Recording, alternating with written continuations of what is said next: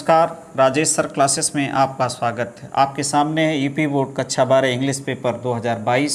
इस वीडियो में मैं पेपर का सलूशन बताऊंगा तथा पूरा पेपर दिखाऊंगा, जिससे आप जान सकें कितने कितने नंबर के कितने कितने प्रश्न आते हैं, जिससे बोर्ड एग्ज़ाम की तैयारी आप अच्छी प्रकार से कर सकें। तो देखिए इंग्लिश पेपर 2022 यूपी बोर्ड अनुक्रमांक। यहाँ आप अपना रोल नंबर लिखेंगे, यहाँ नाम लिखेंगे। ये है संकेतांक जिसे आपको अपनी कॉपी में लिखना होता है। 2022 अंग्रेजी, समय 3 घंटे 15 मिनट, पूर्णांक 100। Notes, first 15 minutes are allotted for the candidate to read the question paper, यानी 15 मिनट आपको पेपर को पढ़ना होगा ध्यानपूर्वक। Instruction note, this question paper is divided into 4 sections ABCD। यह पेपर 4 खंडों में विभाजित है, ABC and D। All question from all the section are compulsory. सभी प्रश्न सभी खंडों से अनिवार्य हैं। चलते हैं अगले पेज पर।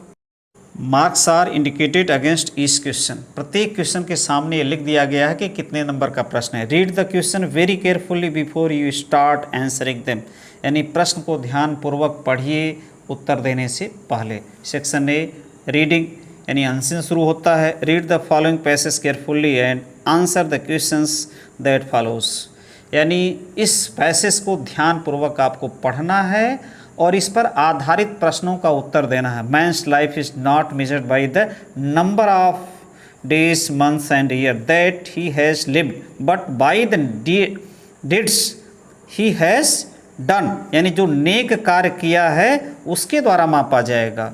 और ये पूरा है, स्क्रीनशॉट ले सकते हैं। और शेष भाग तीसरे पेज पर है, तो यहाँ से आप देख सकते हैं तीसरा पेज पर जो लिखा गया है ये है। और ये noble deeds, splendid ideas and fine sentiment constitute. और देखिए इस पर जो क्वेश्चन है 3 नंबर का, how is men's life measured, यानी मनुष्य के जीवन को आप कैसे मापते हैं, तो इसका आंसर इसी में है। बाय द डिड्स, यानी नेक कार्य, he has done, and by the achievement he has made. तो इसका आंसर आप यहाँ से दे सकते हैं, ये है।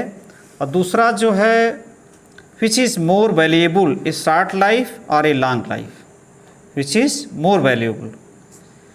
तो इसका आंसर यहाँ से दे सकते हैं आप, we live in dates not in years. तो ईयर्स नहीं मतलब है, जो हमारा नेक कार्य है उसी से मतलब है, वही वैल्यूएबल है। और अगला प्रश्न है, what should man prefer to do in life, यानी क्या प्रीफर करता अपने लाइफ करना चाहिए मनुष्य को। तो ये इसका आंसर है, नोबल आइडिया, नोबल डिड्स, अच्छे कार्य, नेक कार्य, स्प्लेंडिड आइडियाज, अच्छे विचार, एंड फाइन सेंटिमेंट्स, अच्छे भावनाएं, फाइन इस कॉन्स्टिट्यूट ऑफ रियल ग्लोरी। और अगला प्रश्न जो इस पर है, इसी पर ई, तो देखिए, what makes character glorious, what makes character glorious. तो इसका जो उत्तर है इसी में से लिख सकते हैं। और यहाँ noble ideas, splendid ideas and fine sentiments constitute real glory, तो ये है इसका आंसर। अब देखिए अगला प्रश्न जो इस पर आधारित है, यहाँ से देख सकते हैं, which word in the passage means importance, which word in the passage means, यानी इम्पोर्टेंस से का meaning, which word in the passage means, जिसका अर्थ इम्पोर्टेंस हो वो कौन सा है। तो देखिए इसमें यहाँ पर है सिग्निफिकेंस, यहाँ सिग्निफिकेंस है, तो ये इसका आंसर होगा। और फिर ये आपके सामने है, what is meant by noble endeavours, what is meant by noble endeavours, अच्छे कार्य, गुड वर्क, इसका अर्थ होगा व्हाट इज़ मिंट, यानी इसका जो अर्थ होगा अच्छे कार्य, good work. What is the difference between indeed and in deed, नेक प्रयास, गुड वर्क इसका भी अर्थ होगा। इंडीड माने वास्तव में, जैसे he is indeed, he is indeed happy, happy, he is happy। तो he is indeed happy, यानी यहाँ ये एडजेक्टिव के पहले लग रहा है, ठीक। और ये क्या है, Indeed, ones who work good, Indeed का अर्थ होगा।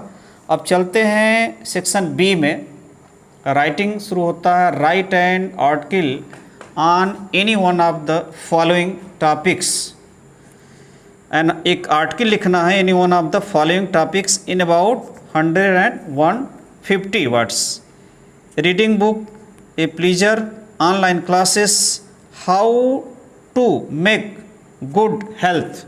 तो इस पर आपको लिखना है और 100 से 150 शब्दों में 10 नंबर का है, ये लिखा है 10 नंबर का है। अब चलते हैं अगले पेज पर, तो देखिए 5वां पेज पर क्या, write a letter to the editor of a local newspaper about the cleanness of your city village. यानी एक एडिटर, संपादक को आपको जो न्यूज़पेपर का लोकल एरिया में रहता है उसको आप क्या लिखना है, लेटर लिखना है क्लीननेस, सफाई के लिए, अपने विलेज और गांव में जो सफाई के लिए, या ये करिए 10 नंबर का, या तो write a letter to the principal of your college to complaint against the shortage of book in your college library. यानी कॉलेज लाइब्रेरी में जो बुक की कमी उसके बारे में लिखना है। अब यहाँ से शुरू हो जाता है सेक्शन सी, ग्रामर। तो देखिए यहाँ लिखा है, choose the correct option to answer the following question. 2-2 number का है, 2-2 नंबर की 5 हैं, 2-2 नंबर की 5, 2 नंबर के 5 प्रश्न है। तो पहला आपके सामने है, one who takes the right side of a thing is called. 4 विकल्प हैं, तो इसमें से ऑप्टिमिस्ट, ये तीसरा विकल्प सही है। अब चलते हैं अगले पेज 6वें पर, ये भी 2 नंबर का, the fresh run down means running from a hill top to the foot of a hill, running from the top floor to the ground floor of a building, to be in poor health, to be unable to run. तो इसका means जो होगा ये होगा to be in poor health, तीसरा सही है। अगला है, the synonyms of frank is, the synonyms of frank is. तो इसका सही उत्तर है फुलिश है, वाइड स्पोकन है, सेमलेस है, एक कैंडिड, ये इसका सिनोनिम्स है। अस्पष्टवादी क्या होता है, अस्पष्टवादी, तो सी का ये कैंडिड सही है। द सिनोनिम्स ऑफ फ्रैंक, अस्पष्टवादी, कैंडिड वास्तव में सॉरी अस्पष्टवादी। अब चलते हैं अगले पेज 7वें पर, तो देखिए 7वें पर सी यानी डी है, I prefer a pen than a pencil, I prefer a pen than a pencil, which word is this sentence is an error. मतलब इस सेंटेंस में क्या एरर है, प्रीफर है, पेन है, देन है, पेंसिल, ये देन क्या है, एरर है, ओवर होना चाहिए। क्या होना चाहिए, देन की जगह ओवर होना चाहिए।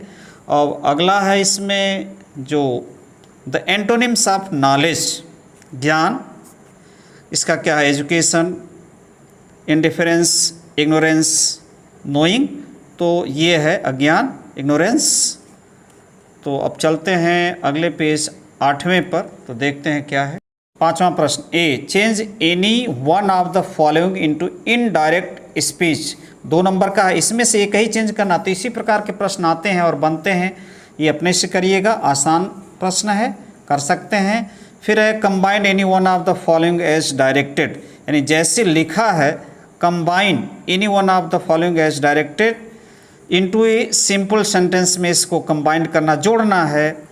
और एक का या तो ये 2 नंबर का है। अब चलते हैं अगले पेज 9, ये है transform any one of the following as directed, passive voice में इसको लिखना है। 1 का या तो देखिए ये है, ये 2 है, इसको we can solve it passive voice में ट्रांसफॉर्म करना है, या तो इंट्रोगेटिव, इस their glory can never fade, इसको इंट्रोगेटिव सेंटेंस में करना, प्रश्नवाचक चिन्ह वाक्यों में करना है।